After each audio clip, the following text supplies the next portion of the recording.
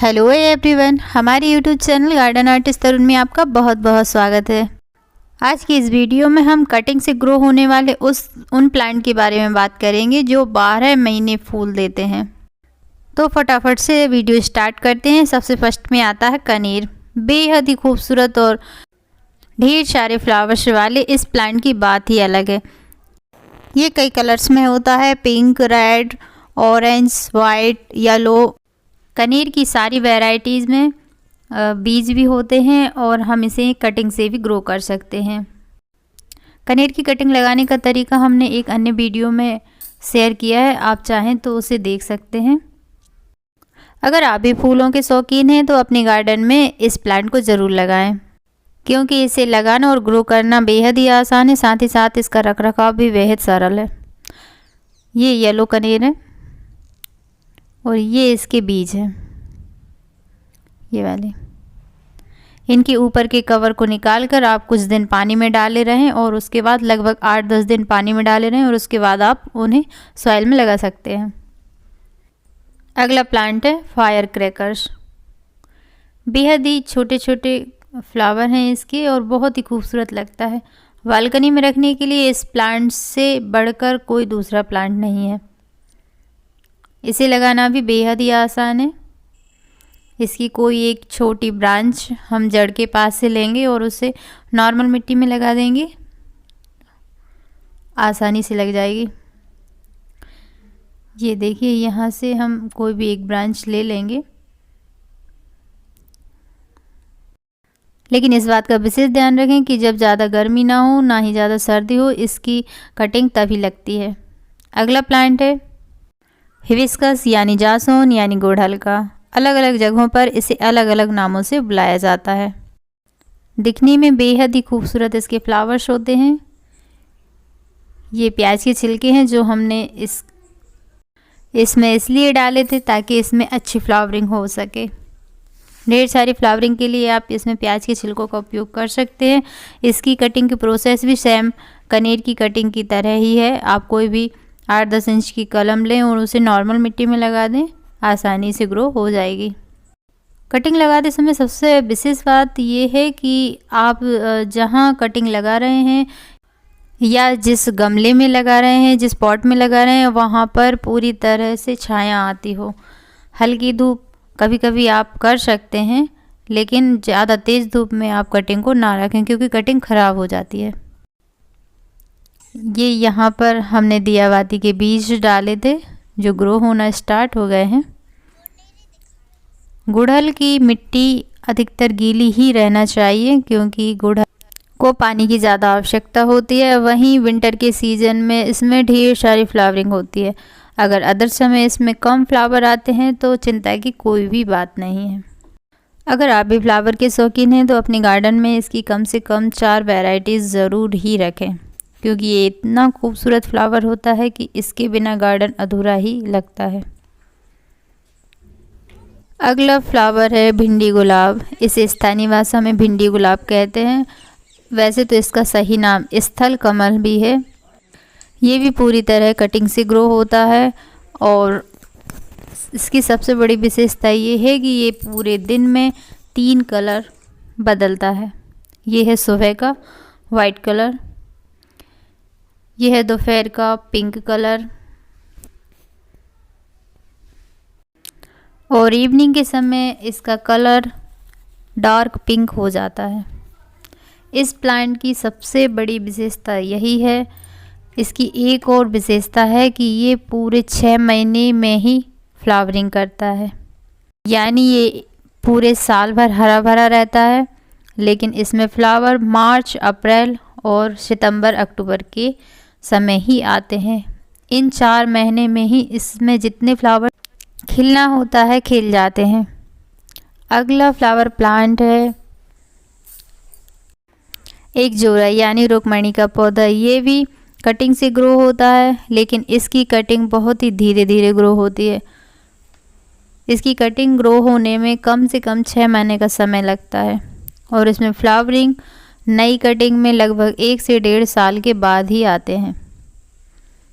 ये भी एक बेहतरीन फूलों वाला प्लांट है। अगला प्लांट है पारिजात का, यानी हरसिंगार का। ढेर सारे फ्लावर्स वाले इस प्लांट में ज़्यादा केयर की ज़रूरत नहीं होती और ये भी कटिंग से ही ग्रो किया जाता है।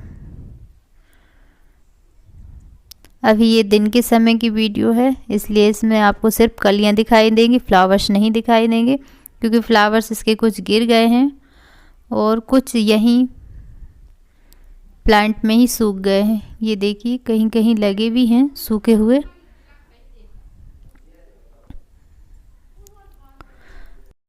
अगला नंबर बेहद ही खूबसूरत फ्लावर्स वाले प्लांट का है, जिसका नाम है चंपा। इसके फ्लावर 2-3 कलर्स के होते हैं और बहुत ही खूबसूरत होते हैं। हालांकि हिंदू धार्मिक मान्यताओं के अनुसार कहीं कहीं इन्हें पूजा में इस्तेमाल नहीं किया जाता। ये वाइट है,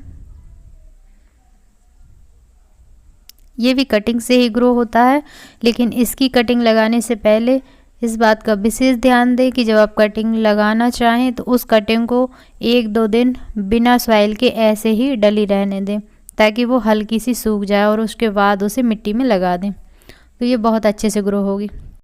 अगला फ्लावर है कृष्ण कमल, यानी पैशन फ्लावर का। बेहद ही खूबसूरत फ्लावर्स होते हैं इसके। ये देखिए, ये भी कटिंग से ही ग्रो होती है। इसकी बेल की जो नई नई ब्रांचेस निकली रहेंगी उन्हें कट करके मिट्टी में लगा दीजिए, कुछ दिनों में अपने आप रूट्स आ जाएंगी। ये भी कई कलर्स में पाया जाता है, लेकिन हाँ डिजाइन सबकी सेम ही होती हैं। अगला फ्लावर प्लांट है मोगरा। भीनी भीनी महक वाले इस प्लांट की बात ही कुछ अलग है। ये भी कटिंग से ही ग्रो होता है। ये 2 प्रकार का होता है, पहला प्लांट होता है, एक बेल होता है। आप अपने गार्डन में किसी को भी लगाएं, महक दोनों में ही होती है। अगर आप बेल वाला मोगरा लगाना चाहते हैं तो उसे किसी लकड़ी वगैरह का सहारा देना पड़ेगा, ताकि वो आसानी से फ्लावरिंग कर सके।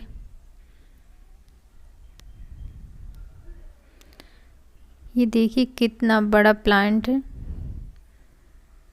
इसे ज़्यादा केयर की ज़रूरत तो नहीं होती, लेकिन हाँ जब तक ये अच्छी तरह से बड़ा ना हो जाए तो इसे पानी खाद की ज़्यादा आवश्यकता होती है। एक बार अच्छी तरह से बड़ा हो जाए तो फिर हम इसे 3-4 दिन में पानी दे सकते हैं। अगला फ्लावर प्लांट है मधुमालती। बेहद ही खूबसूरत प्लांट है। इसमें ढेर सारे फ्लावर्स आते हैं और गुच्छों में आते हैं। कुछ लोग इन्हें दीवार कवर करने के लिए भी लगाते हैं और कुछ लोग इसे मेन गेट पर लगाते हैं। कुछ लोग रेलिंग पर लगाना पसंद करते हैं और कुछ खंभों को इनसे कवर करते हैं। जैसे भी आप लगाना चाहे वैसे लगा सकते हैं। ये भी कटिंग से ही ग्रो होती है और बेहद ही खूबसूरत दिखाई देती है। इसमें 3 कलर के फ्लावर्स होते हैं, कुछ वाइट से दिखाएंगे, कुछ लाइट पिंक दिखाएंगे और कुछ डार्क पिंक दिखाई देंगे। अगर आपके पास नीचे जगह है तो आप इसकी बेल को नीचे लगा दीजिए और ऊपर छत तक आप जितनी बड़ी ले जाना चाहें ये उतनी ही बढ़ती चली जाएगी। अगला प्लांट है,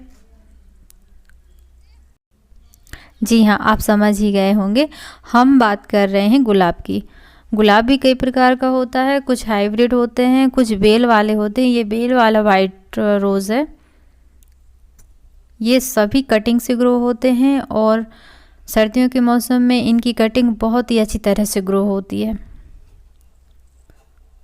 हालांकि बेल वाले प्लांट के लिए थोड़ी ज़्यादा जगह की ज़रूरत होती है और ये पेड़ वाले रोज़ हैं, इन्हें आप कहीं भी लगा सकते हैं। ये एक ही प्लांट में कई प्रकार के कलर्स की कटिंग लगाई गई है, ग्राफ्टिंग की गई है। रोज़ प्लांट बेहद ही खूबसूरत दिखाई देता है और कई दिन तक ताज़ा रहता है, इसीलिए इसको फूलों का राजा भी कहा गया है। हालांकि देसी गुलाब में ढेर सारी प्रजातियां हैं और ढेर सारे कलर्स होते हैं, आप किसी को भी लगा सकते हैं। वो अच्छी तरह से ग्रो हो जाएंगे। लेकिन अगर आप हाइब्रिड लगाएंगे तो उसके लिए आपको उन्हें नर्सरी से ही लाना पड़ेगा, क्योंकि हाइब्रिड वैरायटी को हम घर पर ग्रो नहीं कर सकते, घर पर उनकी कलम को हम ग्रो नहीं कर सकते। ये नर्सरी से लाए हुए रोज़ हैं, अलग अलग गमलों में अलग अलग कलर के रोज़ हैं। ये ऑरेंज है, ये वाइट है, ये येलो है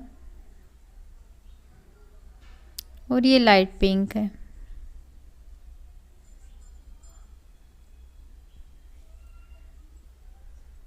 इस वीडियो में हमारे द्वारा बताए गए सारे प्लांट पूरे 12 महीने ही फ्लावरिंग करते हैं और ढेर सारी फ्लावरिंग करते हैं। अगर आप भी गार्डन और फ्लावर्स के शौकीन हैं तो आप इन्हें अपने गार्डन में ज़रूर लगाएं। आपको हमारी वीडियो कैसी लगी हमें कमेंट करके ज़रूर बताएं। Thanks for watching.